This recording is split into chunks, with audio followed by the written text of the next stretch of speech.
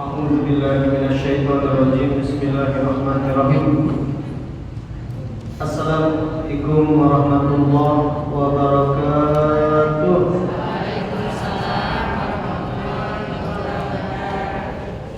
Alhamdulillah. Alhamdulillahil wahidil qahhar. Al-azizil jabbar, muqawwirul laili 'alan nahar, tabsiratan li ulil qulubi wal absar. Rabbi shrah li sadri wa yassir li amri wahlul 'uqdatam min lisani yafqahu qawli. Allahumma inna nas'aluka 'ilman nafi'an wa rizqan thayyiban wa 'amalan mutaqabbalan. Amma ba'd. Ibu-ibu, para orang tua kami yang hadir, rahimani wa rahimakumullah. Macam mana kabarnya, sehat? Alhamdulillah. Mudah-mudahan walaupun ada yang sakit, Allah sembuhkan. Yang punya masalah cepat selesai. Yang tidak ada duit diberi duit ya Allah. Yang punya hutang lunas. Yang belum menikah segera menikah. Dan kita yang sudah menikah mudah-mudahan rumah tangganya berkah. Amin ya rabbal alamin. Mari kita bersyukur kepada Allah yang telah banyak memberikan kita nikmat. Syukur dengan lisan seperti biasa kita mengucapkan alhamdulillahirabbil alamin. Syukur dengan perbuatan, mari nikmat yang ada kita pergunakan beribadah di jalan Allah. Dan syukur yang ketiga, dengan hati kita meyakini segala nikmat atas izin dari Allah. Ibu-ibu yang saya muliakan dan saya cintai karena Allah, salawat dan salam tak lupa pula kita sampaikan kepada baginda Rasulullah Nabi besar Muhammad sallallahu alaihi wasallam. Allahumma shalli ala sayyidina Muhammad wa ala ali sayyidina Muhammad. Beliau yang sunnah-sunnahnya merupakan kunci kebahagiaan selain Al-Quran. Beliau yang akhlaknya sangat mulia, yang siapapun menjadikan beliau sebagai panutan, insya Allah akhlaknya juga akan mulia.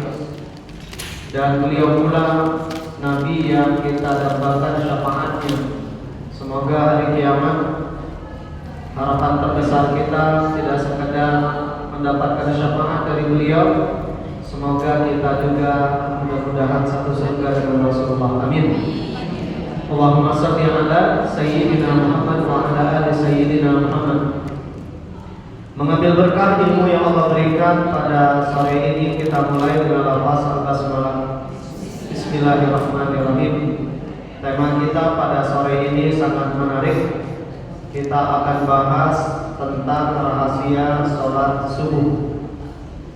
Materi yang akan kita bahas ada 4.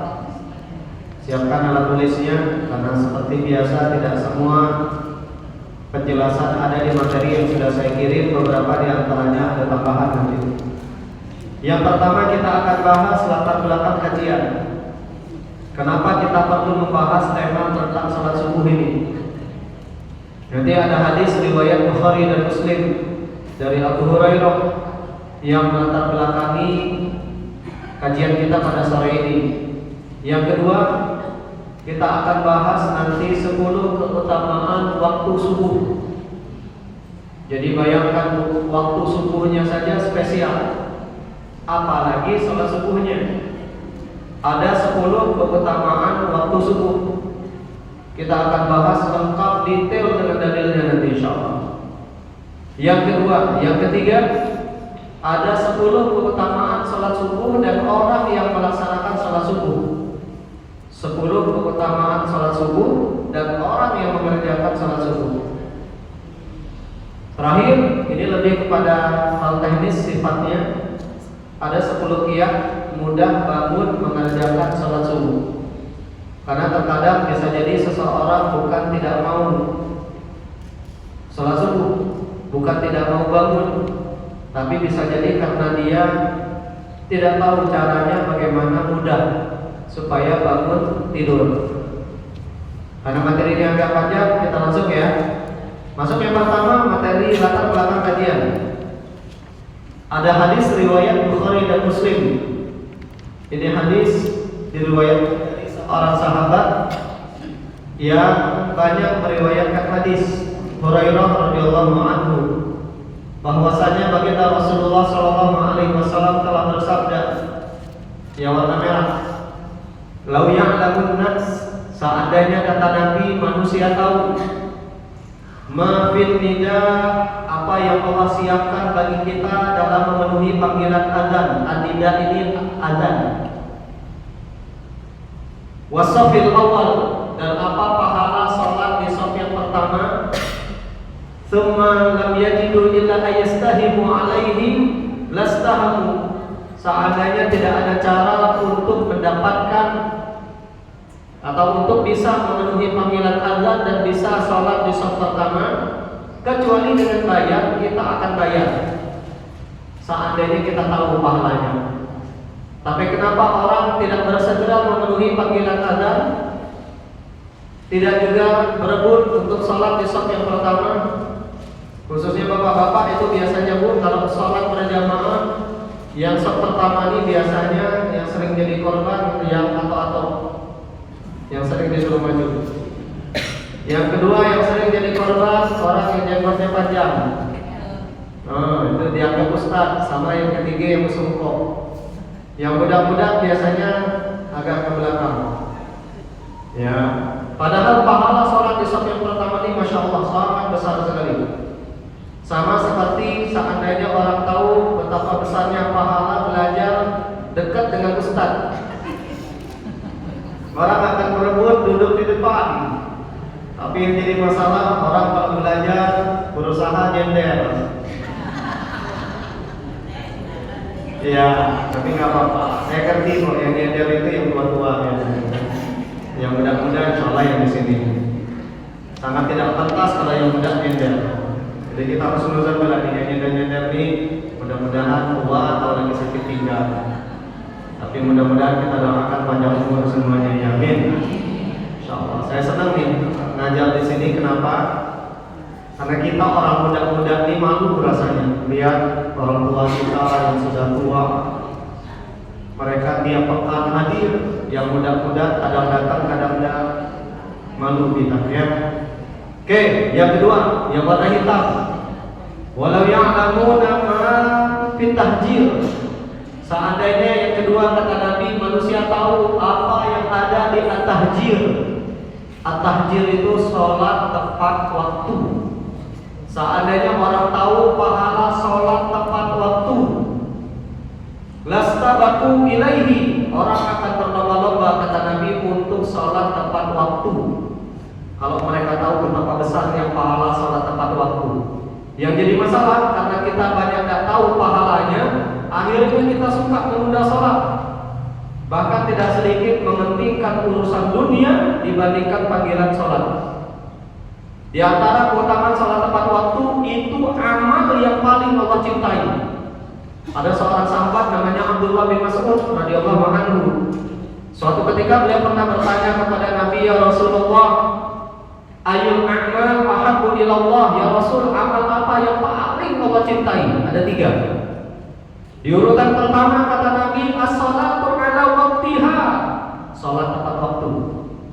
Jadi siapa yang azan langsung dia sembahyang, itu amal yang paling Allah cintai, pelakunya akan dicintai oleh Allah.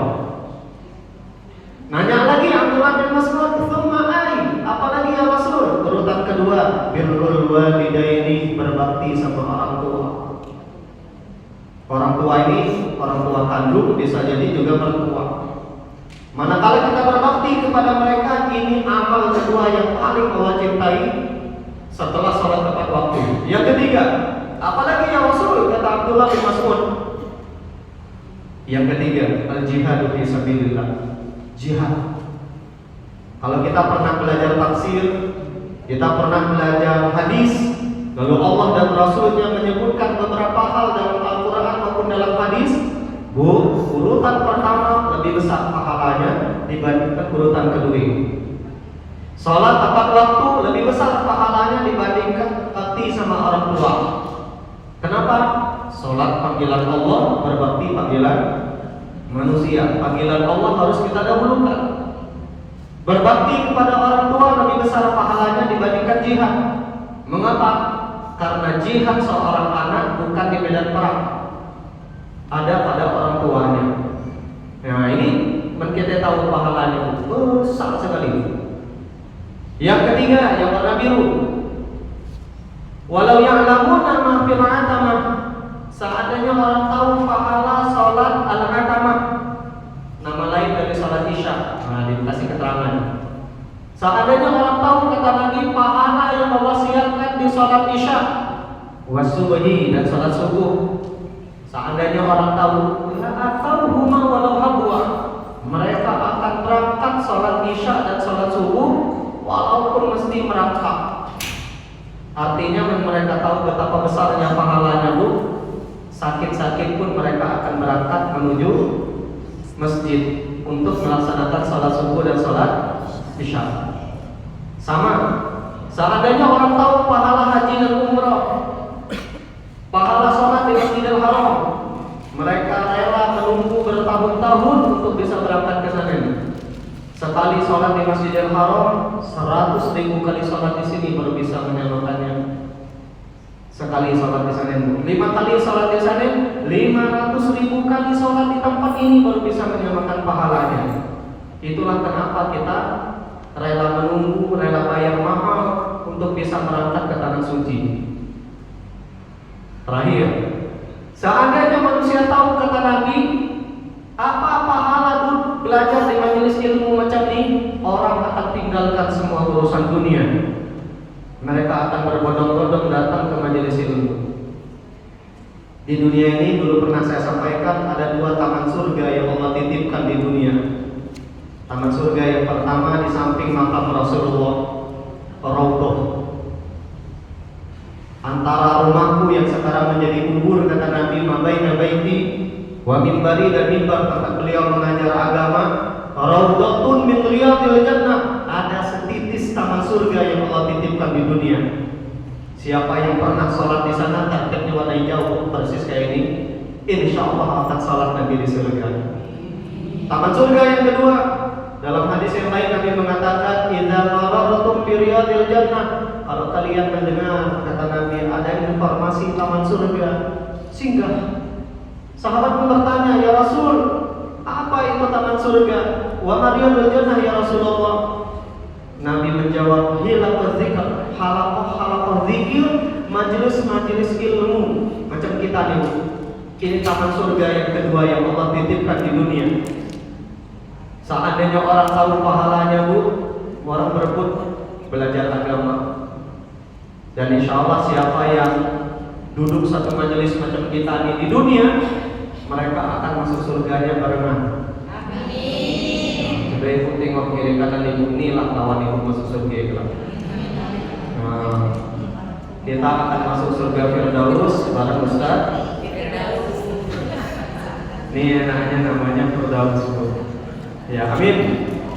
Karena memang satu dari 8 pintu surga itu, surga punya 8 pintu kata Nabi. Ada pintu bagi mereka yang rajin sholat, namanya bagus sholat. Ada pintu bagi mereka yang rajin puasa, apa namanya? Ar-Rayyan. Ada pintu bagi mereka yang suka bersedekah, bagus sedekah. Ada pintu bagi mereka yang suka berjihad, ada yang jihad dengan ilmu, kayak kami ini. Ada yang jihad dengan kekuasaan, para pejabat. Ada yang jihad dengan harta, orang-orang kaya. Bahkan ada yang berjihad dengan tenaga. Khusus pintu surganya, babul jihad.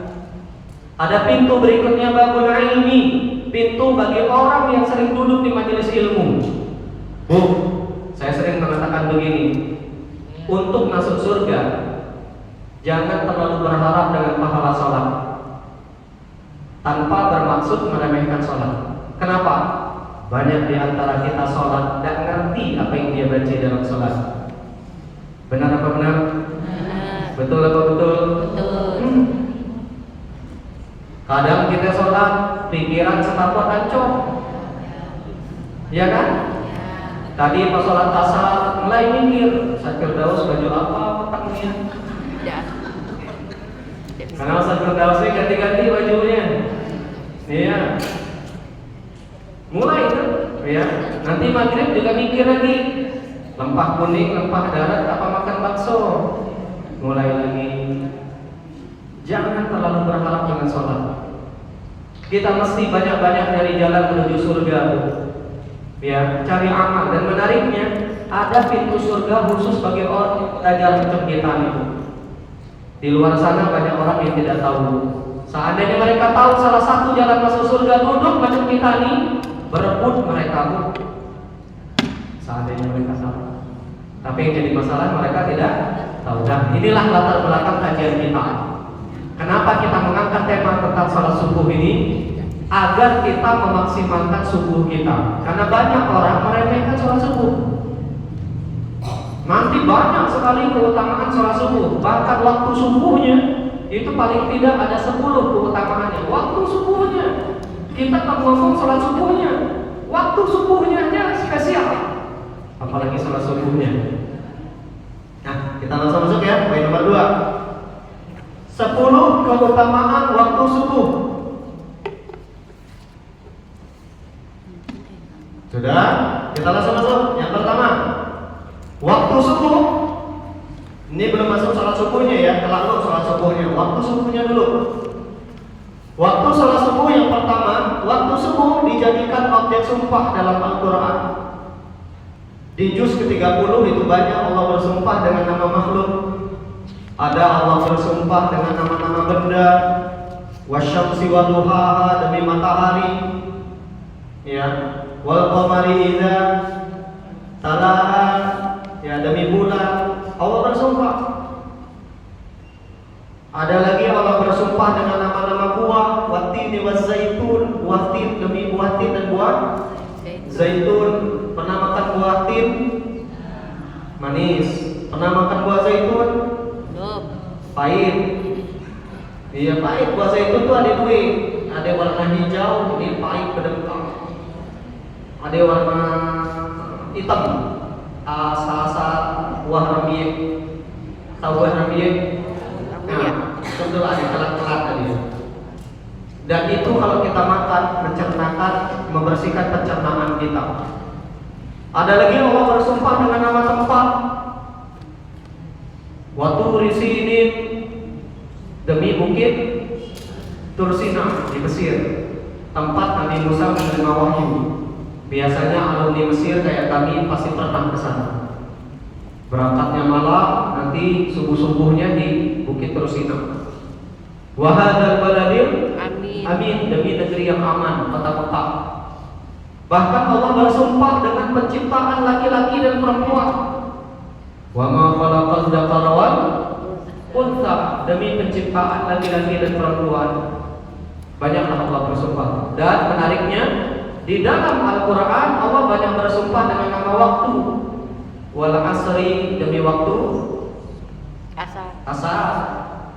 Wadduha, demi waktu duha. Wal laili, malam, demi waktu malam. Wal laili idza yaghsha wan nahari idza tajalla, demi malam, demi siang. Ada lagi Allah bersumpah dengan waktu subuh. Wal fajri, demi waktu subuh. Surah Al-Fajr ayat pertama.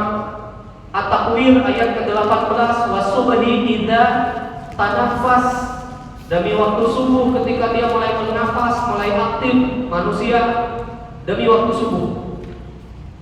Nah, apapun yang Allah jadikan objek sumpah, makhluk itu mulia.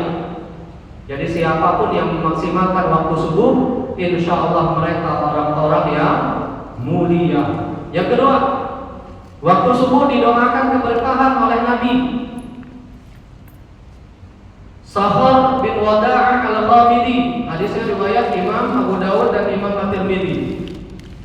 Kata Sakhar al-Ghamidi, pada subuh Nabi sering berdoa dengan doa ini, Bu.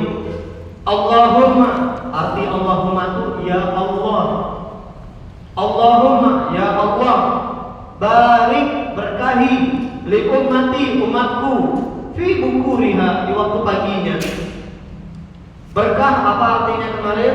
Ziyadatul khair, bertambah kebaikan. Jadi orang yang paginya banyak beribadah, mulai aktif di waktu subuh, insya Allah termasuk orang yang didoakan. Lihatlah orang-orang yang subuhnya banyak beribadah, cepat bangun, insya Allah kebaikannya lebih banyak dibandingkan mereka yang tidur pagi. Kemudian Sakhar bin Wada'a al-Ghamidi bercerita Nabi punya kebiasaan kalau beliau mengirim tentara perang tidak siang hari, tidak sore, tidak pula malam, maka subuh. Dan Sakhar al-Ghamidi ini juga beliau ini wakana Sakharun tajiran. Apa makna tajir? Bu, tajir. Apa arti tajir? Kaya. Kalau kita nyebutnya kaya, padahal bukan. Tajir itu pedagang. Tajir melintir. Cuma sudah menjadi bahasa kita, si aku tajir. Tajir itu artinya pedagang. Kenapa orang yang berdagang itu disebut orang yang kaya? Karena Nabi menyebutkan dalam hadis riwayat Imam Ahmad, 9 dari 10 pintu rezeki bisnis. Kalau ibu pengen jadi orang kaya, harus punya bisnis dagang. Kalau pengen jadi ustadz yang kaya, harus punya bisnis.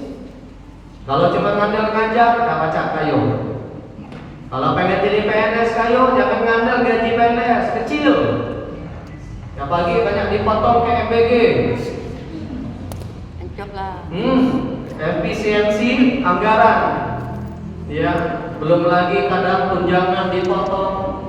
Dulu banyak DL, sekarang dan semua lagi. Makanya jangan ngarep gaji PNS.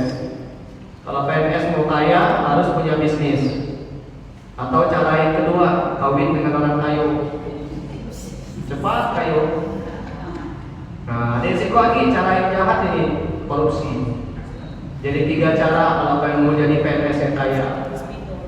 PNS yang punya bisnis, PNS yang kawin ke orang kayu, atau PNS yang korupsi. Beda macamnya ada kayu. Ya, besar-besar juga sama. Nah, Sakhar ini punya kebiasaan memulai dagangnya di waktu subuh. Lihatlah orang-orang yang berdagang di waktu subuh, insya Allah bisnisnya berkah. Saya nggak tahu kalau di Semedia, di Pangkal Pinang rata-rata warung kopi yang buka pagi itu ramai.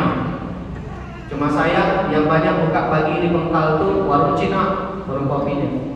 Ada Alium, ada Asium, ada yang Muslim, ada warung batu rusak, ada Tungtau. ya. Jadi ayo yang punya bisnis kalau pengen ramai jualanlah dari pagi, jangan siang kita buka warung, ya. Kemudian berikutnya yang ketiga, waktu subuh, waktu Allah mulai membagi rezeki kepada manusia. Hadis riwayat Imam Ahmad dalam musnadnya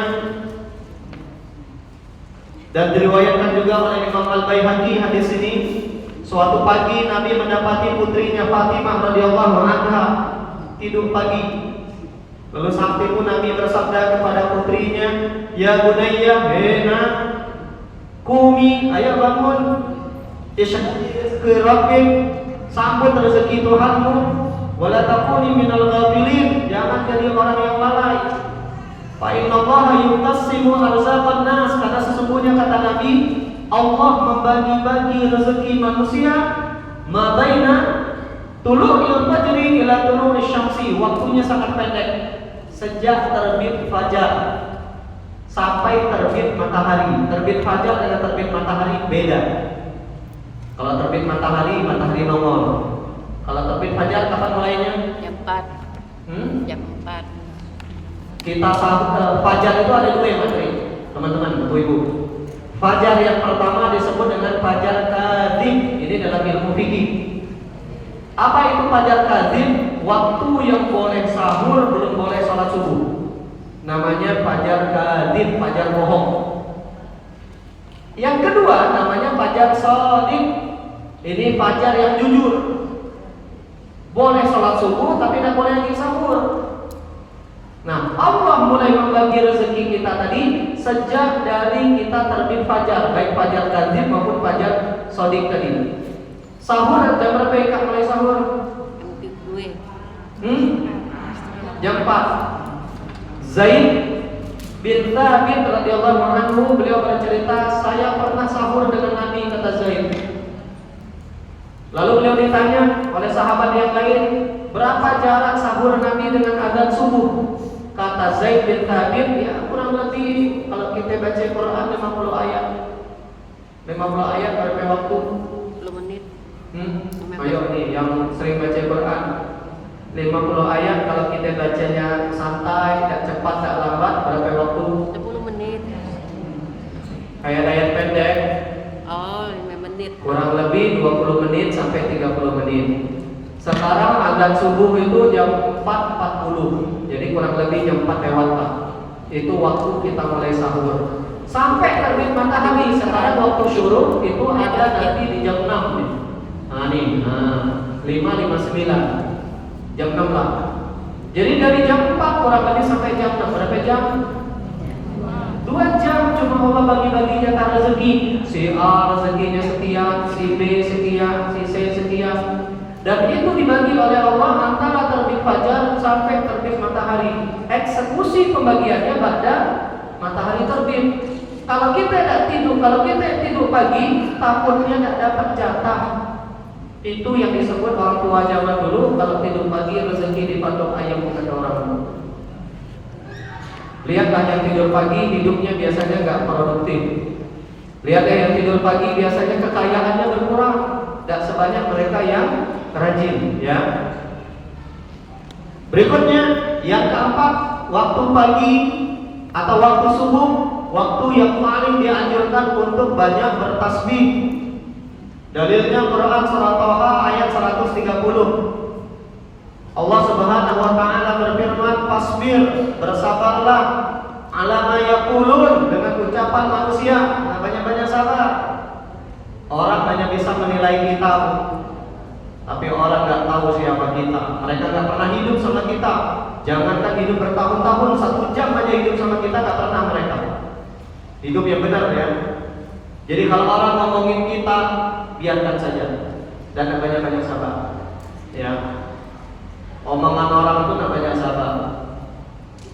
Suami nggak banyak sabar dengar terucap gini. Karena kalau ada sabar cepat mati. Nah benar kok. Karena perempuan itu memang hobinya ngomong. Berapa ribu kata sehari kalau ngomong tadi? 20.000. Jadi kalau perempuan saya sering tuh, Pak, tadi siang saya ngajarin Tima. Saya bilang ke bapak-bapak, Pak, sabar kata saya dengar ocehan omelan istri. Kenapa Ustaz? Perempuan kalau banyak ngomel itu tandanya cerdas. Ini cerdas kan? Cerdas. Cerdas, insya Allah. Kalau cerdas berarti lebih ngerucai di rumah. Yang kedua kata saya, perempuan kalau banyak ngomel itu tandanya sehat. Tapi kalau perempuan sakit, diam. Yang ketiga, apa yang ketiga Ustaz? Perempuan kalau banyak ngomel itu tandanya masih sayang. Tapi kalau perempuan istri kita tak ngomong, dek siapa lagi? Terserah. Hasillah macam ya, hati-hati kata saya. Dia sudah pada titik pasrah. Tapi kalau dia masih banyak celudi, banyak ngomel, banyak ngerucek, nah itu tandanya masih sayang. Ustaz istrinya banyak ngerucek dah. Kami ini lebih sadis lagi. Kadang HP dipegang ke istri, tiba-tiba masuk WA, Ustaz jadikan aku yang kedua. Benar dong. Bini lagi megang HP kan, lagi kadang dia pinjam kan, nggak nonton segala macam. Karena HP dia, kadang kurang paketnya dan segala macam. Kamu kan? Dulu pernah ada seorang sahabat tuh, dia ingin mengadu kepada Umar kalau istrinya hobi ngomel tadi. Pas di depan pintu rumah Umar, dia tengah dengar Umar, dia tengah dikerucai ke bininya. Bayangkan Umar loh, yang iblis saja kalau ketemu sama Umar di sebuah jalan, di ujung saja dia nengok Umar, dia nyari jalan lain. Ditakuti oleh iblis, tapi Umar takut dia bini. Jadi ibu normal kalau hobi ngerucai kan? Jadi hobi ngerucai kan? Dah ya insyaallah ya. Oke. Wasabi bihamdi rabbik, setelah banyak bersabar dengan ucapan manusia kata Allah, sucikan Allah. Tasbih itu arti sucikan. Kalau tahmid, halo, tahmid apa arti pujilah Allah. Takbir, besarkan Allah. Tahlil, esakan Allah. Ya. Selagi tasbih, sucikan Allah. Ya. Bihamdi rabbik, dengan segala pujian yang layak mensucikan Allah, maka sucikan Allah. Tidak boleh kita ngomong Allah punya anak, tidak boleh kita ngomong Allah tidak adil, tidak boleh. Takdir yang menurut kita nggak adil bagi kita itu ternyata itu yang terbaik buat kita. Badai yang menerpa hidup kita bisa jadi bukan menghancurkan kita, tapi bisa jadi badai tadi membersihkan jalan kita supaya jalan kita lebih enak. Ayo pahami itu, ya. Kemudian kita diminta bertasbih kapan? Qabla tulu'i syamsi wa qabla ghurubiha. Sebelum matahari terbit waktu subuh, wa qabla ghurubiha waktu asar. Matahari tenggelam. Wa min ana ilaili fasabbih, dan di pertengahan malam kalian pun dianjurkan banyak bertasbih. Wa atrafan nahar, pertengahan siang. Kalau kalian suka bertasbih, la'allaka tarda, hidup kalian akan tenang, kata Allah. Jadi kalimat tasbih itu jangan dianggap remeh. Fadilahnya sangat luar biasa. Bisa membuat hidup kita tenang. Ibu kalau hidupnya tidak tenang, banyak-banyaklah bertasbih. Ada lagi hadis yang lain mengatakan kalimatani, ada dua kalimat kata Nabi, khafifatani 'inda lisan, mudah diucapkan oleh lisan, tsaqilatani fil mizan, memberatkan mizan kebaikan, habibatani ila rahman, siapa yang mengucapkan dua kalimat ini dicintai oleh Allah.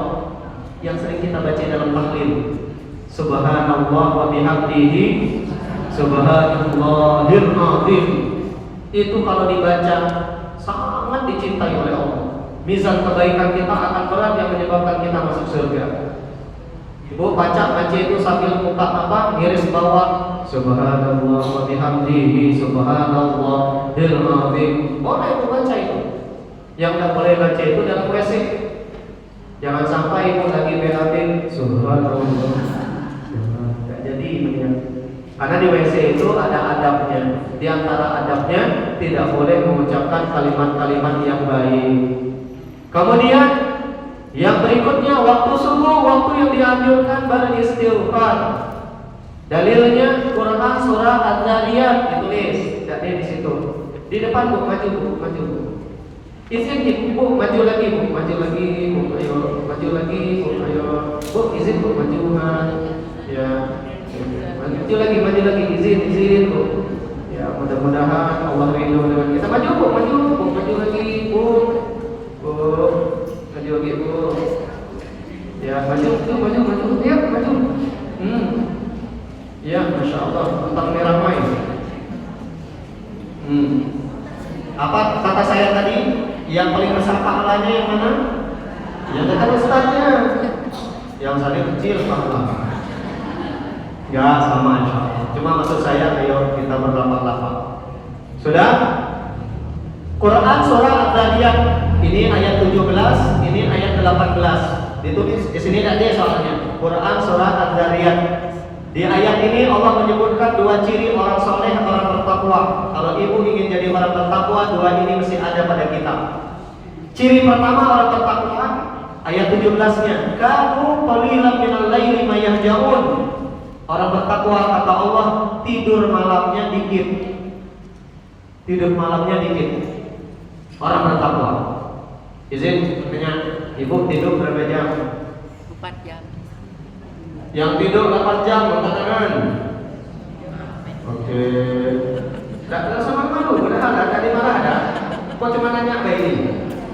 Ada yang tidur 10 jam? Ya. Dah 8 jam. 7 jam. Oke, 6 jam. Oke. 5 jam. Oke, 4 jam. Dalam semalam ini? Ya. Ya. 3 jam. Ada yang tidur 3 jam? Kadang-kadang. Ada yang tidak suami top tidur beberapa jam? Yang penting tidur lah. Ada ya, masya Allah. Oke, kita ambil contoh. Imam Az-Zahabi menciptakan bagaimana tidurnya Imam Syafi'i. Kata Imam Az-Zahabi, Imam Syafi'i membagi waktu malamnya pada 3 bagian. Siang berapa jam? 12. Malam 12. Siang malam 12 jam. Siang 12, malam 12, 24 jam. Malam 12 jam dibagi 3, 4 jam. Kata Imam Az-Zahabi, Imam Syafi'i itu 4 jam pertama beliau tunaikan hak anak istrinya. 4 jam pertama. Maka tadi saya bilang buat bapak-bapak, Pak yang ditimak, kalau sudah nyampe rumah 4 jam pertama di waktu malam, jangan pegang HP. Tunaikan hak anak istri. Itu yang dilakukan Imam Syafi'i. Hak anaknya, hak manusia beliau tunaikan. Hak anak, hak istri, hak murid-muridnya. Dari jam 6 sampai jam 10. Saya akhir-akhir ini sering dengar ceramah dari guru-guru kita tentang komunikasi rumah tangga. Semua ustaz-ustaz kita sepakat mengatakan, Ustaz Felixia, Ustaz Adi Hidayat, Ustaz siapa lagi ya? Ustaz Hanan Ataki. Guru-guru kita mengatakan 70% pernikahan itu ngobrol. Kalau pengen nyaman. Saya ulangin, 70% pernikahan itu ngobrol. Nah, silakan dicek rumah tangga kita nanti ada.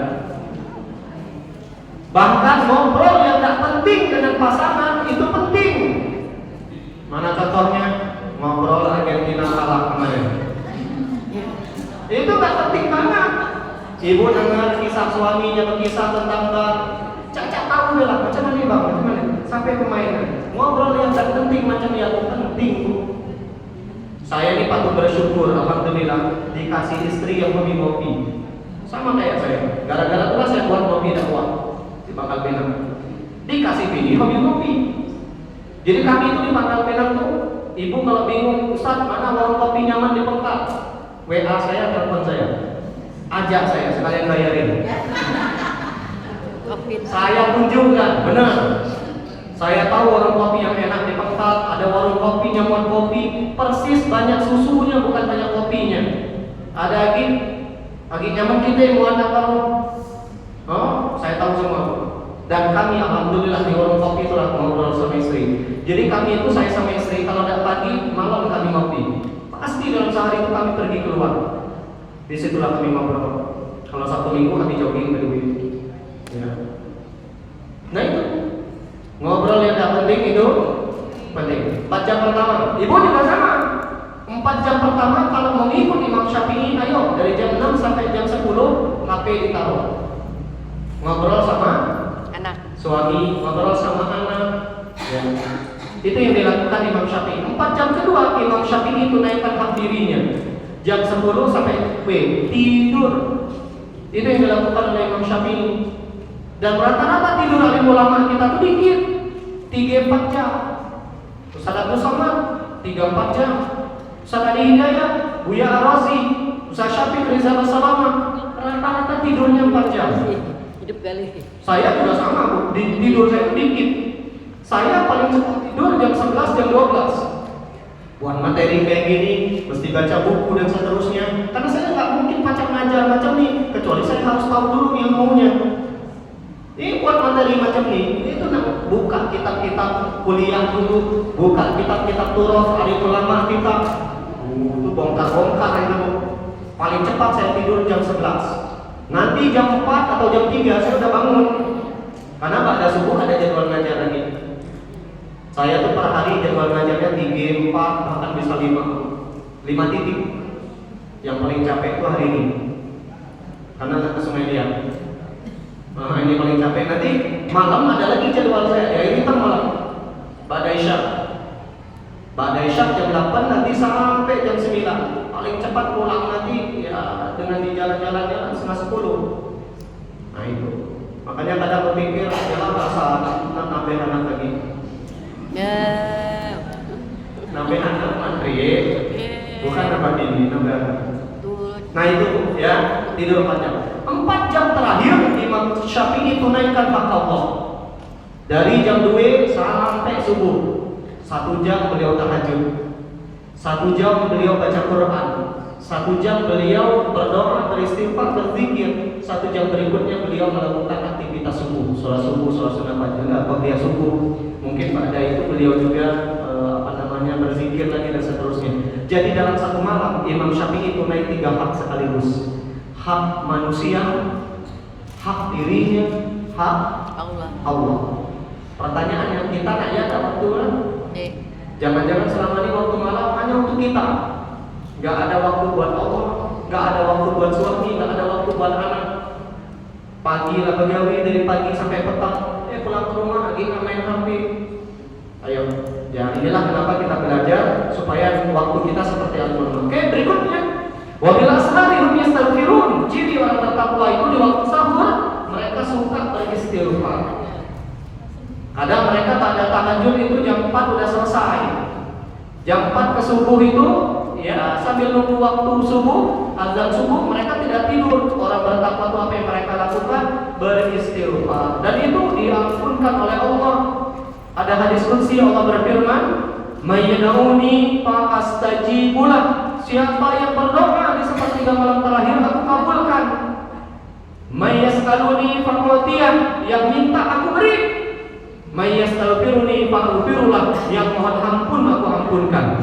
Itulah kenapa orang bertakwa di waktu sahur itu banyak beristighfar. Jadi waktu sahur, waktu subuh, waktu yang dianjurkan istighfar. Yang keenam, di waktu subuh ada salat sunnah fajar. Salat sunnah yang pahalanya lebih baik daripada dunia beserta isinya. Rasulullah bersabda, "Raka'ata al-fajri khairun minad dunya wa ma fiha." 2 rakaat salat sunnah fajar kata Nabi, salat sunnah sebelum salat subuh ini, Bu. Pahalanya lebih baik daripada dunia beserta isinya. Dunia ini kita semua tahu, Bu, mahal. Soalnya lihat aja per meter tanah mahal dah. Pangkal mahal, Bu. Ya, mobil beli mahal sekarang, beli rumah mahal sekarang. Ya, melamar anak orang mahal juga zaman sekarang. Tapi dengan kita 2 salat sunnah, 2 rakaat salat sunnah fajar, pahalanya khairun minad dunya wa ma fiha. Lebih baik daripada dunia beserta isinya. Saking besarnya pahala inilah kalau kita terbangun telat subuhnya, terbangun jam 7, terbangun jam 8, jangan hanya mengkodok salat subuhnya, kata Ustaz Abdul Somad. Kita yang bermadzhab Syafi'i dianjurkan juga mengkodok salat sunnah fajarnya. Niatnya diganti dari adaan jadi kodokan.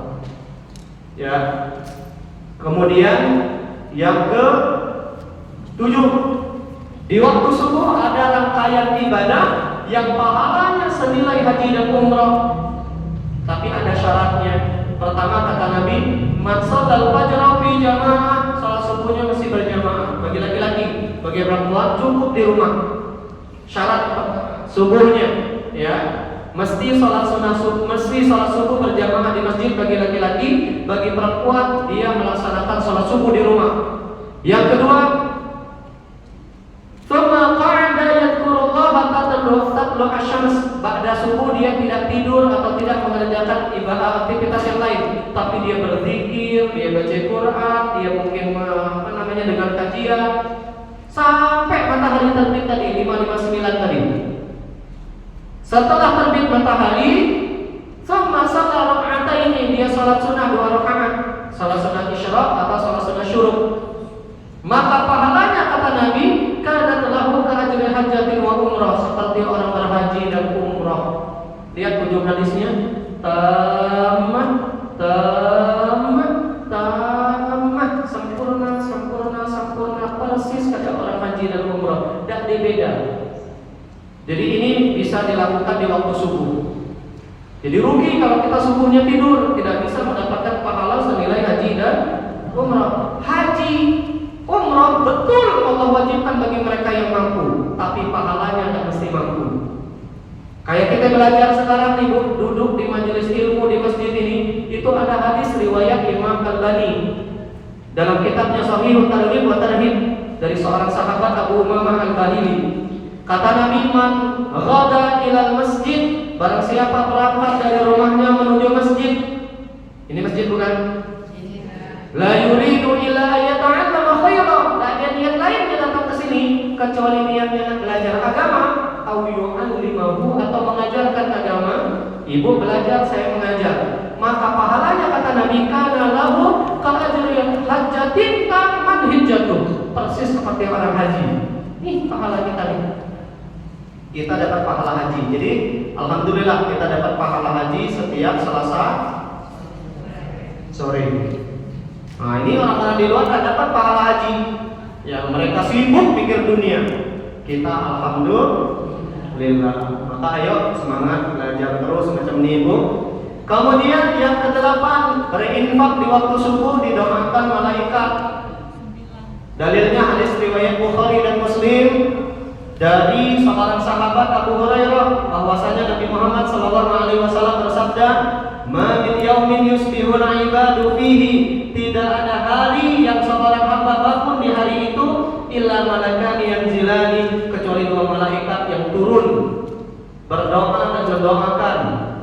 Yang satu berdoa fayaqulu ahaduhuma Allahumma a'ti munfiqan khalafa. Ya Allah, kata malaikat, siapa yang berinfak di waktu pagi ini, lapangkan rezekinya.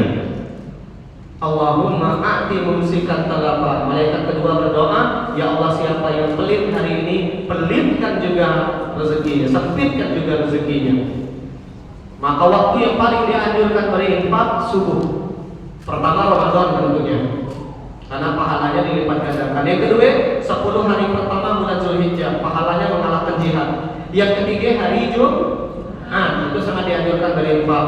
Yang keempat, subuh, itu sangat dianjurkan berinfak. Ya, Ustaz, subuh lah lewat, asar. Nah sekarang yang bermasuk tadi mana? Mana berinfak tadi yang bermasuk? Jangan sampai subuh dah, asar dah, ujung-ujung dah berinfak ya. Saya kan di akhir materi itu saya meletakkan ada kiris sama nomor rekening. Saya sedang membangun musola di Pangkal Pinang, di Pangkal Pinang. Lantai 1-nya udah, lantai 2-nya belum. Baru terkumpul kurang lebih 40-an lebih juta. Kita butuh sekitar 300 juta. Menariknya kemarin saya cek rekening, ada satu jamaah saya di PT Timah, beliau setiap subuh transfer. Tak banyak tuh, per hari beliau transfer 5.000 cuma. 5.000 dan itu beliau lakukan di waktu subuh. Beliau amalkan hadis ini dan itu yang diceritakan oleh Nabi. Amal yang paling Allah cintai itu ada wa muha wa iqalla, dikit tapi continue, dikit tapi terus menerus. Ibu bersedekah di Ramadan 100 juta, habisnya pensiun sedekah 11 bulan, nunggu Ramadan tahun ada.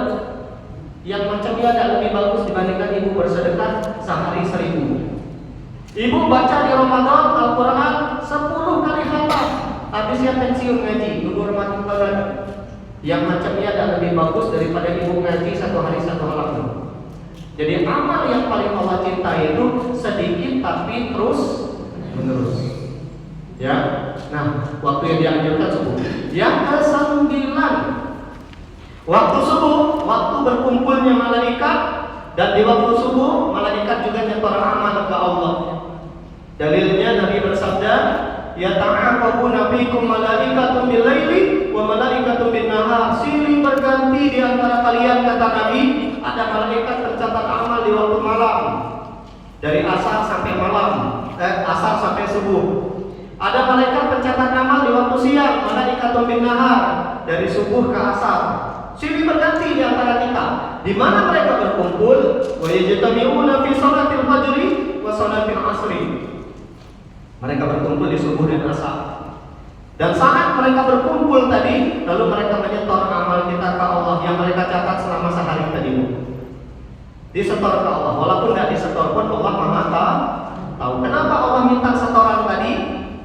Lalu Allah bertanya, kaifa taraktum min ibadi? Emangnya Allah tak tahu? Tahu. Tapi Allah ingin mengajarkan kita yang namanya pekerjaan mesti ada laporan. Itulah kenapa Pak Lia di grup laporan kajian kita, laporan berapa kas kita. Ibu kalau makin duit suami lapor tak? Tidak. Habis-habis saya lapor. Daswa madah bang, duit mau beli ini sekian. Daswa madah lagi. Oke. Dalam kehidupan ini Bu, 4 kali amal kita disetor ke Allah. Ada yang 1 harinya 3 kali, subuh, asar, sama salat zuhur. Ada yang amal kita disetor seminggunya 2 kali, Senin, Kamis. Itulah kenapa dianjurkan puasa Senin Kamis, karena amal kita disetor setiap hari Senin dan hari Kamis. Kemudian ada amal kita disetor setahun sekali di bulan Sya'ban. Itulah kenapa Nabi di bulan Sya'ban puasa sunnahnya hampir sebulan penuh. Ketika beliau ditanya oleh Usamah bin Zaid, dan terakhir kapan amal kita disetor ke Allah? Saat kita berdiri di padang mahsyar mempertanggungjawabkan amal kita yang baik maupun yang buruk. Ini dalilnya, Bu. Yang setor Senin Asar tadi itu tadi dalilnya. Ini yang disetor di waktu zuhur. Di waktu zuhur itu kata Nabi, innaha sa'atun tuftahu biha abwabus sama, pintu langit sedang dibuka ketika azan zuhur itu. Maka qabliyah zuhur Nabi kan 2 rakaat, 4. Kenapa 4? Karena beliau pengen, kata beliau, saat amal pintu langit dibuka dan amal disetor, beliau sedang salat sunnah qabliyahnya 4 rakaat. Senin Kamis beliau bersabda, "Tu'aradul a'mal yaumul itsnaini wal khamis." Amal disetor ke Allah seminggunya 2 kali, hari Senin, hari Kamis. Dan beliau pengen saat amal disetor beliau sedang puasa.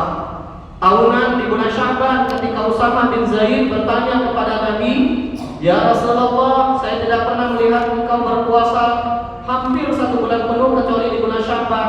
Apa jawaban Nabi? "Dzalika syahrun yaqulun nasu anhu baina Rajab wa Ramadan."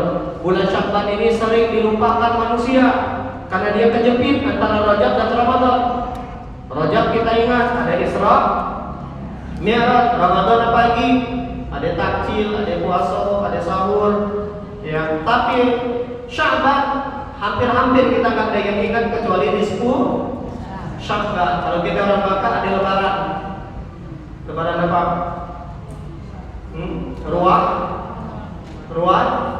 Ruah kubur. Maka orang Batak ini Masya Allah banyak ada raya. Berapa? 6 hari raya orang Batak. Idul Fitri, Idul Adha, Maulid Nabi, Muharram, kemudian nih ruah kubur, Tirbukasan sekolah. Jadi 6. Istri saya sampai kaget kemarin. Bah, banyak gila Lebaran di Batak. Oh, pasal ini lah untung tahu ini orang Batak. 6 kali coba, sampai kaget. Istri saya orang Jakarta. Oke, berikutnya. Terakhir. Oh iya, ini sorry. Amal disetor terakhir kalau Allah kapan? Saat berdiri hari kiamat. Al-Insyiqaq ayat 7 sampai ayat 15. Fa'amman utiya kitabahu biyaminihi, yang menerima catatan amal dengan tangan kanan, kata Allah, fasawfa yuhasabu hisaban yasira, penghitungan amalnya akan kami ringankan. Itu pasti orang baik. Wa yanqalibu ila ahlihi masrura.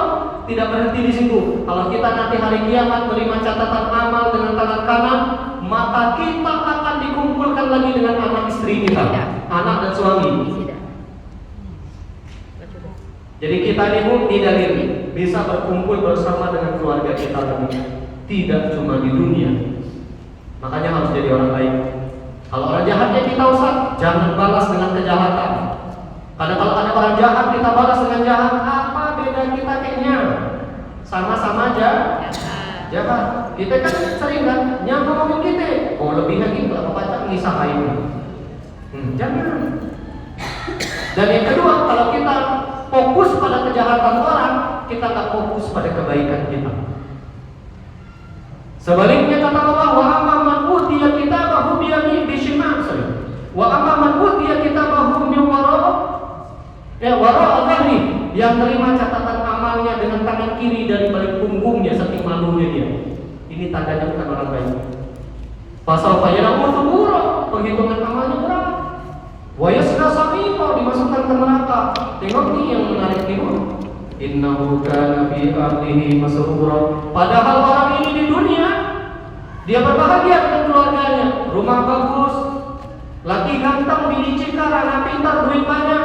Tiap bulan jalan-jalan, bulan Januari ke Thailand, bulan Februari ke Malaysia, jalan-jalan dia. Tapi mereka tidak punya visi surgawi. Mikirnya cuma di dunia. Saya sering mengatakan kita orang beriman, Bu. Suksesnya kita berumah tangga, kalau masuk surga. Dan itu harus sering diomongin dengan pasangan. Bang, nak dah abang masuk surga kayak kok? Tak pernah nanya ke suami lu? Belum tanya. Kalau ibu nak dah masuk surga kayak lagi? Nah, tapi masalah lagi bukan lagi. Iya. Saya punya jawab maaf, masya Allah. Di kocok pedang, itu betul kan? Bu, pengen masuk surga sama suami, pengen. Pas bapak-bapak, deh baca lagi, Mulai saya baca lagi, itu tahu semua. Bahasa bapak, tidak baca lagi. Tahu tidak baca lagi? Tak benar. Kenapa Pak? Cukup di dunia tersiksa saja. Tapi dalam insya Allah ya, kita orang beriman, mau bagaimanapun pasangan kita, insya Allah dia teman kita menuju surga. Amin ya Allah. Oke. Terakhir, keutamaan waktu subuh, waktu yang paling ditakutkan oleh setan. Saking takutnya setan, Nabi bersabda, "Ya'midu syaitan ala qafiyati ra'si ahadikum idza huwa nama fala ta'uqad." Setiap kalian kata Nabi kalau mau tidur, kepala kalian diikat dengan 3 ikatan. Yadribu ala kulli uqdah, setiap kali dia diikat 1 ikatan, dibelainya kepala kita sama setan dari golongan jin tadi Pak, Bu. Sambil dia mengatakan alaika lailun tawil farqud, ayo tidur yang nyenyak, subuh dan bangun, tahajud pagi. Dibelainya kita. Ikatan pertama akan lepas kata Nabi, ikatan setan tadi. Setiap kali mau tidur malam minggu akan lepas kalau bangun tidur berdoa, berzikir, menyebut nama Allah. Minimal alhamdulillah. Maka bangun tidur jangan lupa alhamdulillah. Ikatan kedua akan lepas kalau bangun tidur tawaddoa, baru wudu, ambil wudu langsung, ikatan kedua akan lepas. Ikatan ketiga akan lepas kalau kita bangun tidur langsung sholat. Maka setiap bangun tidur lakukan 3 hal ini: berzikir, ambil wudu, langsung sholat. Kalau lagi ada waktu tahajud, mendaki sholat sunnah fajar tadi dan sholat subuh. Insya Allah barang siapa lepas 3 ikatan tadi, kata Nabi, fa'asbaha nasyita, hari itu dia akan semangat, akan energi, semangat begawi, semangat beribadah, semangat berbuat kebaikan. Thayyiban nafsi, bawaannya akan bahagia. Wa illa, tapi kalau salah satu ikatan tadi masih ada, apalagi 3-3-nya masih ada, asbaha khabithun nafsi, bawaannya uring-uringan. Kalau anak muda zaman sekarang nyebutnya bad mood, gampang tersinggung, suuzon, bawaannya merteng, cepat marah, kaslan, malas bawaannya. Makanya ini waktu yang paling dikhawatirkan oleh setan.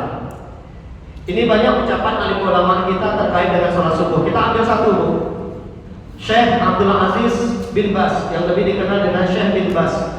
Beliau pernah berkata, nih dia, kata Syekh bin Bas, man hafadha ala salatil fajri fi jamaah, kalau barang siapa, kata beliau, menjaga salat subuhnya berjamaah ke masjid, dalla dzalika ala inayatihi bidinihi, itu menunjukkan yang bersangkutan serius beragama. Jadi keseriusan seseorang beragama sangat ditentukan bagaimana subuhnya. Ibu bisa menilai suami ibu serius tidak beragamanya, tengok salat subuhnya di rumah apa di masjid. Kalau diangkat ke masjid, ini suami gue banget ini. Iya. Nih ada yang jomblo di sini? Ada. Ada. Yang jomblo, ayo. Nyari jodoh tuh datang salat subuh. Yang jomblo. Baik yang second maupun yang ori. Yang second maksudnya yang jatuh. Yang ori yang masih gadis. Yang second maupun yang ori, nyari jodoh jangan ke mall. Nyari jodoh tuh datang setelah subuh berjamaah. Lihat, ya, orang yang subuh berjamaah insya Allah orang yang serius beragama. Cuma saya yang datang atau kalaupun nanti yang muda-muda macam kami, lagi orang. Iya, tapi nggak apa-apa. Ya, cari terus pantau terus bu. Yang second ya. Ada yang jomblo, insya Allah ya. Ibu juga sama. Ketika ibu rutin sholat subuhnya tepat waktu, insya Allah serius beragama. Tapi kalau telat jangan ngaku dulu. Oke, kita agak cepat. Kenapa setan takut dengan waktu subuh? Karena di waktu subuh itu waktu aktivitas dan berkumpulnya orang soleh. Kadang orang subuh itu dimulai dengan tahajud dan witir. Kemudian berdoa di sepertiga malam terakhir di waktu yang mustajab. Berikutnya bertasbih dan beristighfar. Ditambah lagi dengan salat sunnah qabliyah subuh tadi atau salat sunnah fajar. Salat subuhnya berjamaah ke masjid. Kajian-kajian keilmuan banyak pada subuh, dan setan gak mau kita pintar. Dia pengen kita beragamanya bodoh. Karena kalau kita sembahyang ada ilmu pasti ditolak, dan setan gak tahu. Makanya dia berusaha subuh kita tidak usah bangun. Belum lagi salat sunnah syuruk yang berpahala senilai ibadah haji tadi. Ada zikir makfurat, zikir pagi petang. Nah, orang-orang soleh itu hidupnya dari waktu subuh. Ya, saking takutnya setan, banyak orang di waktu subuh telinganya dikencingi oleh setan. Nabi diceritakan ada seorang laki-laki yang dia tertidur sampai tidak subuh. Apa komentar Nabi? Zaka rajulun bala syaitan fi udhunihi. Orang itu dikencingi setan di telinganya sehingga azan subuh tidak kedengar lagi walaupun rumahnya di pinggir masjid. Sayangnya kita tidak baca nyium bekas kencingnya sama tidak baca nyium baunya. Kalau bisa kita tahu siapa yang subuh tidak lagi ini. Untungnya kita tidak tahu. Oke, ibu-ibu yang dimuliakan Allah, berikut kita masuk 10 keutamaan sholat subuh. Kita langsung masuk ya, agak cepat. Pertama, sholat subuh adalah sholat 5 waktu yang paling besar pahalanya. Dari 5 waktu sholat berjamaah, yang paling besar adalah sholat subuh. Kenapa? Anak yang paling sulit mengerjakannya sholat subuh. Subuh asar gampang, siang kita lah terbangun. Maghrib pagi paling ramai orang sembahyang ke masjid. Isya masih ramai. Subuh dikit. Kenapa? Berat. Melawan ngantuk, melawan dingin, melawan malas, bahkan melawan istri yang kadang narik-narik. Gak semua orang bersambung. Maka sholat subuh adalah sholat yang paling afdal, yang paling besar pahalanya. Dilihat di tingkat kesulitan mengerjakannya. Kalau sholat sunnah yang paling besar pahalanya tahajud. Karena mesti dimulai dengan tidur. Ya. Kemudian berikutnya ini kita lewatkan. Yang kedua, sholat subuh sholat yang disaksikan oleh para malaikat. Al-Isra ayat 78. Inna Qur'an al-fajri kana masyhuda. Salat subuh itu kata Allah disaksikan oleh para malaikat. Kenapa? Karena malaikat berkumpul di salat subuh dan salat asar tadi. Disaksikan siapa yang salat subuh, malaikat menyaksikan mereka dan akan menjadi saksi nanti pada hari kiamat. Yang ketiga, salat subuh berjamaah pahalanya seperti sholat tahajud sepanjang malam. Man shallal isya fi jamaah, barang siapa salat isyanya berjamaah, faka'anna man qama nisfal lail, seakan-akan dia tahajud setengah malam. Wa man shalla subha fi jamaah, siapa yang subuhnya berjamaah ke masjid, faka'anna man shalla laila kulluh, seakan-akan dia salat tahajud sepanjang malam. Besar pahalanya. Kemudian berikutnya yang keempat, orang yang salat subuh akan dilindungi oleh Allah. Man salat subhi fi bahwa fi man salat subha bahwa fi zimmatillah. Siapa yang salat subuh dia akan dijaga oleh Allah. Fala yatlubasakum Allah min zimmatihi bi syai'in. Jangan coba-coba jahat sama orang yang salat subuh berjamaah. Siapa yang jahat fayudrikahu fayaqubahu fi nari jahannam. Allah akan benamkan dia di neraka jahanam. Kalau jahat sama orang yang sholat subuh. Ibu punya suami, dia rutin sholat subuh berjamaah ke masjid, tolong jangan jahat sama dia, karena orang itu di bawah perlindungan Allah. Kemudian yang kelima, orang yang sholat subuh tidak akan pernah disentuh api neraka. Nabi bersabda, lan. Nabi bilang pakai kalimat lan, bukan la. Kalau la tidak, yang ada kemungkinan berubah menjadi iya. Naam. Tapi kalau kelak sampai kapanpun kata Nabi, layali jannah, tidak akan disentuh api neraka ahadun, siapapun sholat qabla tulu'i syamsi, sebelum matahari terbit sholat subuh, wa qabla ghurubiha, dan sebelum matahari tenggelam subuh dan asar. Jadi siapa yang sholat subuh dan sholat asar apalagi berjamaah, insya Allah selamat dari panasnya siksa api neraka. Yang keenam, orang yang sholat subuh dijamin masuk surga. Man shallal bardaini dakhalal jannah. Siapa yang sholat di dua waktu dijamin masuk surga. Apa bardaini? Sholatul fajri wal asri, sholat subuh dan sholat asar. Masuk surga insya Allah. Yang ketujuh, orang yang sholat subuh akan mendapatkan cahaya yang terang dan sempurna nanti pada hari kiamat. Basyir, kasih kabar gembira kata Nabi. Al-masya'in, orang yang berjalan fidzulami di waktu malam, ilal masajid, menuju masjid. Salat yang dikerjakan di malam, salat apa? Zuhur, malam dah? Dan asar? Maghrib? Malam. Dah, masih siang. Yang di waktu malam itu cuma dua, isya, subuh. Siapa yang berjalan dari rumah ke masjid dengan berjalan salat berjamaah, bin nurit tami yaumil qiyamah, mereka akan dinaungi cahaya yang terang nanti pada hari kiamat. Yang ke-8, orang yang salat subuh berjamaah insya Allah terbebas dari sifat munafik. Karena sholat yang paling berat bagi orang munafik kata Nabi, inna azqala salatin 'alal munafiqin. Sholat yang paling berat bagi orang munafik salat isya wa salatul fajri, sholat subuh. Walau ya'lamuna ma fihima, seandainya orang-orang munafik tadi tahu pahala subuh dan isya, la atauhuma walau habwa, mereka akan berangkat subuh dan isya berjamaah mesti merangkak. Nah, ayo motivasi suami ibu, bu, ya, pulang dari sini bilang sama suami, bang, abang mau terbebas nggak dari sifat munafik? Kalau abang mau, ayo subuh dan isyaknya berjamaah ke masjid. Ibu jangan bilang, abang ke masjid, siapa yang imamiku? Dengan suami berangkat ke masjid, ibu otomatis dapat pahala sholat berjamaah. Karena kesolehan suami akan menular kepada anak istrinya otomatis, apalagi suami ke masjid gara-gara ibu yang nyuruh. Insya Allah tidak diimami sama suami pun, ibu tetap dapat pahala sholat subuh dan isya berjamaah.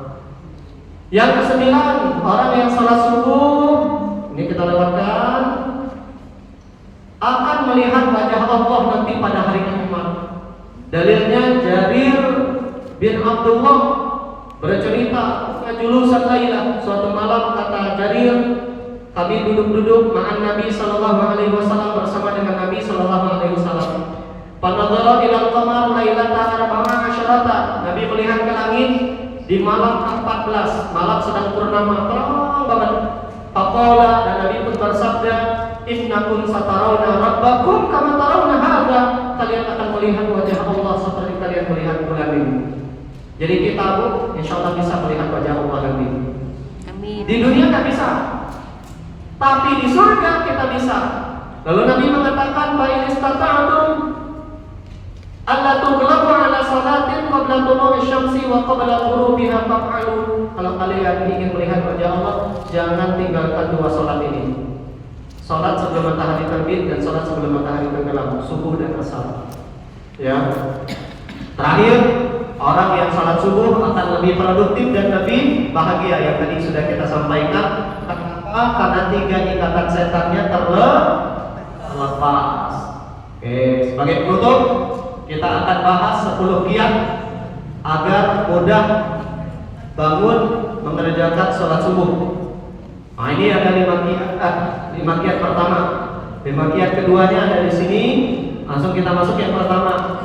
Kalau pengen sholat subuhnya berjamaah atau pengen mudah bangun sholat subuh, tidurnya jangan telat 3. Kecuali sudah terbiasa kayak kami, ibu. Kami walaupun tidur jam 11, jam 12, subuhnya tetap terbangun insya Allah. Nah, tapi kalau ibu yang belum terbiasa, kalau pengen bangun subuhnya, tidurnya lebih awal. Ini ada hadis yang diceritakan oleh Abu Barzah Al-Aslami bahwasanya Rasulullah benci, tidak suka dengan orang yang tidur sebelum isya, cepat ingin. Dan Nabi juga tidak suka orang yang begadang sampai lambat tidur, ujung-ujungnya subuhnya tidak terbangun. Jadi tidurnya agak awal, ya kurang lebih jam 9, jam 10 tadi Bu. Jangan tidurnya jam 7, jangan. Isya belum. Ya. Ya paling cepatlah membaca jam 8:30 lah tidur. Ada yang tidur jam 8:30? Ya. Ya, Masya Allah. Yang tidur cepat biasanya akan terbangun saat tahajud. Kalau saya capek banget misalkan biasanya tidur jam 10, jam 1, jam 2 saya udah bangun biasanya. Tapi kalau saya tidur jam 11 atau jam 12, jam 3, jam 4 saya bangun. Ya. Yang kedua, kalau pengen subuhnya terbangun, apalagi dimulai tahajudnya, niatnya mesti kuat bangunnya. Karena innamal a'mal binniat, amal itu tergantung niat. Kalau kita subuh-subuh, ya Allah tolong bangunin saya, percayalah kalau niatnya kuat, Allah akan bangunkan kita. Tapi kalau niatnya setengah, ya tidak terbangun. Apalagi niatnya tidak serius. Jadi serius niat. Ya Allah, saya sudah tahu pahala sholat subuh dan waktu subuh. Tolong mulai hari ini ya Allah, bangunkan saya mulai jam 3 atau jam 4 supaya saya bisa tahajud, saya bisa berdoa di sepertiga malam terakhir, dan saya bisa banyak beristighfar. Yang ketiga, berdoa agar dibangunkan subuhnya, minta sama Allah. Ya, karena tidak ada yang membangunkan kita subuh kecuali Allah. Minta. Ya Allah, Engkau yang bisa bangunkan saya ya Allah. Suami saya aja nggak sanggup bangunin saya ya Allah. Minta sama Allah. Ya. Allah tuh malu, kata Nabi, kalau kita sudah berdoa serius, Allah malu tidak mengabulkan doa kita. Apalagi kalau kita sudah mengangkat tangan. Maka sebelum tidur baca doa selain bismika Allahumma ahya wa bismika amut. Habis itu berdoa, ya Allah bangunkan saya tahajud malam ini. Bangunkan saya subuh. Masya Allah, kalau berdoa dibangunkan. Yang keempat, sebelum tidur dianjurkan banyak berzikir. Di antara zikir yang dianjurkan, jangan lupa baca ayat kursi. Nabi bersabda, kalau kalian berangkat menuju tempat tidur, jangan lupa baca ayat kursi sampai selesai ayat kursinya. Siapa yang baca ayat kursi, maka dia akan dijaga sama Allah. Tidak satupun setan mendekati dia sampai subuh. Jadi setan tidak bisa membuat kita tidur nyenyak. Maksudnya tidak terbangun. Dan baca dengan kita baca ayat kursi. Saya sejak tahu hadis ini Bu, setiap mau tidur saya baca ayat kursi. Sekarang saya ajarin anak-anak saya baca ayat kursi, ritual sebelum tidur.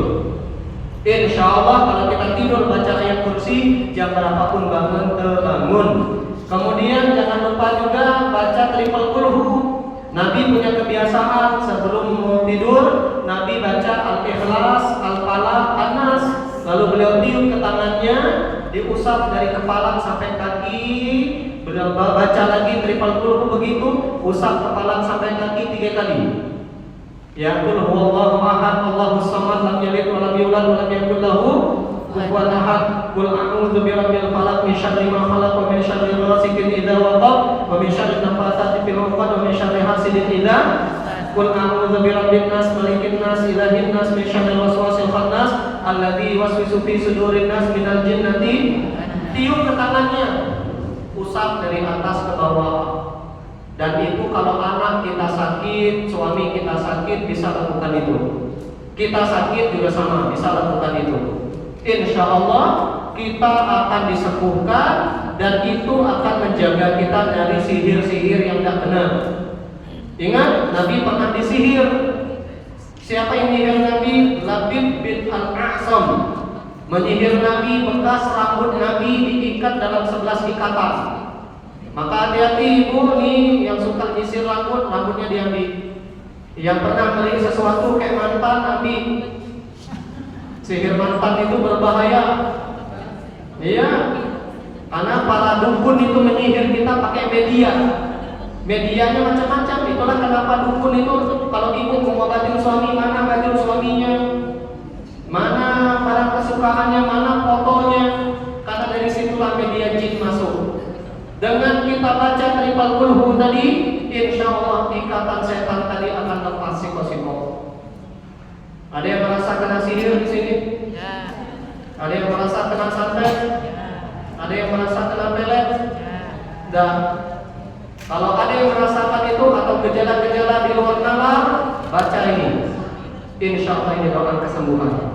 Oke, berikutnya yang kelima, kalau pengen mudah bangun subuh, gunakan jam alarm. Di HP masing-masing sudah ada fitur itu. Jam alarm, buka jamnya. Nih di jam kita ini kan ada jam nih ada jam nih. Buka jam. Nah di sini ada alarmnya nih. Nih, nak bangun jam berapa? Ada tempo, ada apa timer, ada alarmnya kan. Saya ada bangun jam 4.30, ada jam 3 di sini. Nanti dia akan ribut sendiri. Ya. Akhirnya bangunlah. Pakai alarm hidup, minta bangun kayak suami, minta bangun kayak istri. Ini alarm hidup namanya. Wa ta'awanu 'alal birri wat taqwa. Tolong-menolonglah kalian dalam kebaikan dan ketakwaan. Bilang sama suami, "Bang, menabang bangunin saya pengen tahajud, saya pengen subuh." Paling enak beribadah itu bersama dengan pasangan.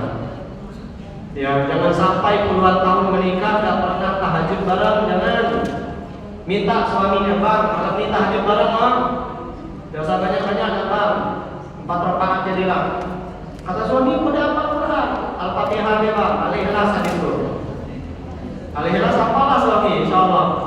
Rakaat pertama habis Al-Fatihah Al-Ikhlas. Rakaat kedua Al-Ikhlas lagi. Rakaat ketiga Al-Ikhlas lagi. Rakaat keempat Al-Ikhlas lagi. Ya, enggak apa-apa, ikhlas lah dapat lagi kata dia berbeda. Ya, oke. Yang ketujuh, hindari dosa dan maksiat. Kalau pengen gampang bangun subuh, jangan berbuat dosa. Ini menarik untuk lihat, Bu. Ucapan dari Mudar bin Ayyad dikutip dalam kitab Al-Bidayah wa Nihayah karangan Imam Ibnu Katsir, jilid pertama halaman 215. Kata Mudar bin Ayyad, "Inni la'asillah fa'arif dzalika fi khuluqi himari wa fadimi wa imraati wa fari baiti."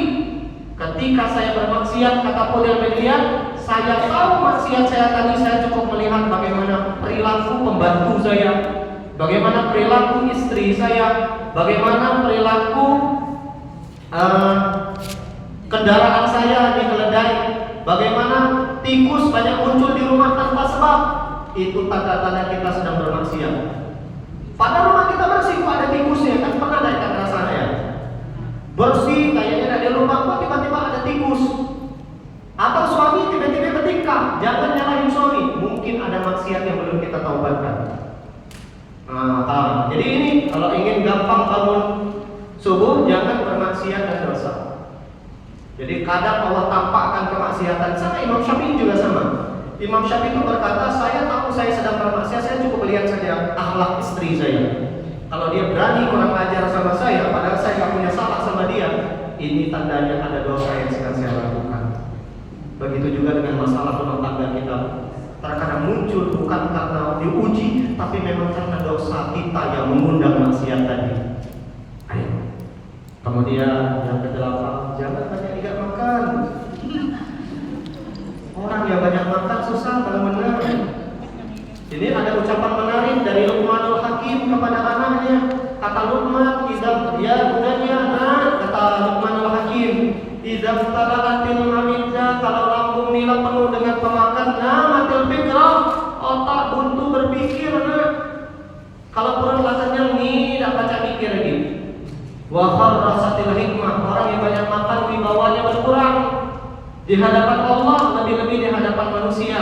Yang paling bahaya nomor 3, orang kalau banyak makan, kata Luqmanul Hakim, wa qa'adatil a'dha'anil ibadah, tubuh malas beribadah. Mungkin ini jawaban selama ini. Kenapa kita tidak bangun tahajud? Banyak ingat makan. Banyak makan dah soal ngajak orang. Yang lebih sakit lagi yang kemarin saya cerita, makan dekat selalu ke rumah saya. Orang Sumet kan? Jamaah saya di sini di Oasis makan di warung, saya sebut mereknya Almas di Bengkal. Saya tahunya saya ngecek statusnya. Makan ini ajak dadenya WA macam tu. Ada orang yang pergi. Jamaah sini, ajak makan. Ya, makan itu rumusnya dibagi 3 langsung itu.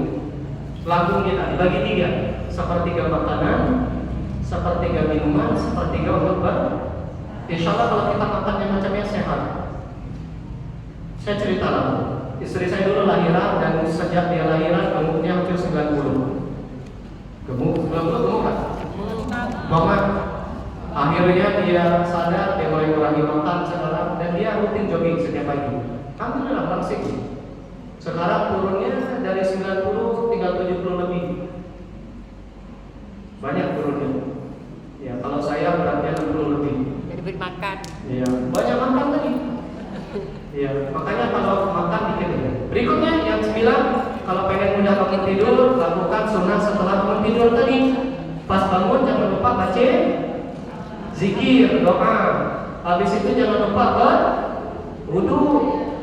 Jangan lupa langsung sholat. Terakhir, kalau pengen gampang bangun subuh, harus mengetahui pahala dan keutamaan sholat subuh. Inilah kenapa kita belajar. Karena kalau kita tidak tahu fadilahnya, kita tidak bergerak nak bangun subuh, nak bangun tahajud. Jazakumullah, ini yang bisa saya sampaikan. Semoga kajian kita hari ini bermanfaat. Ya, nanti kalau ada yang mau bertanya, silakan via WA saja, boleh lewat dia, boleh lewat saya. Nah ini yang tadi saya bilang tuh. Di akhir materi itu ada musola saya sudah saya bangun. Ini lantai 1 sudah selesai, lantai 2 dia belum. Lantai 1 saya berjuang sendiri di mana-mana. Sekarang proposal saya baca tembusku. Karena efisiensi anggaran tadi. Ya larinya ke MBG sama Koperasi Merah Putih sama siapa lagi? Sekolah rakyat. Lari ketiga ya lah. Makanya saya tidak bisa mengadakan proposal. Saya berjuang ngajar di mana-mana, saya ngumpulin. Jadi kalau ibu bingung kemana Ustaz, kami nak ngirim pahala kayak makbah kami, kayak almarhum suami, kirim aja ke sini. Insya Allah musolanya sangat aktif. Waktu dakwah kami belajar di sini dan orang-orang banyak sholat di sini. Apalagi ada banyak orang makan di sekitar musola saya. Alhamdulillah dipergunakan. Ya, ini ada kirisnya, di sekian aja Bu. Dan ini ada nomor rekeningnya. Dan di akhir materi seperti biasa kalau ada yang mau bertanya silakan di WA ke saya, boleh lewat media atau materi atau lewat nanti juga silakan. Demikian kita tutup dengan lafaz alhamdulillah. Alhamdulillahirabbil alamin. Doa kafaratul majlis. Subhanakallahumma wa bihamdika asyhadu an la ilaha illa anta astaghfiruka wa atubu ilaik. Ambil yang benar dari yang saya sampaikan, yang tidak benar jangan diambil. Semoga ibu-ibu kita semua panjang umur dalam ketaatan, istiqomah dalam kebaikan, meninggal dalam keadaan husnul khatimah.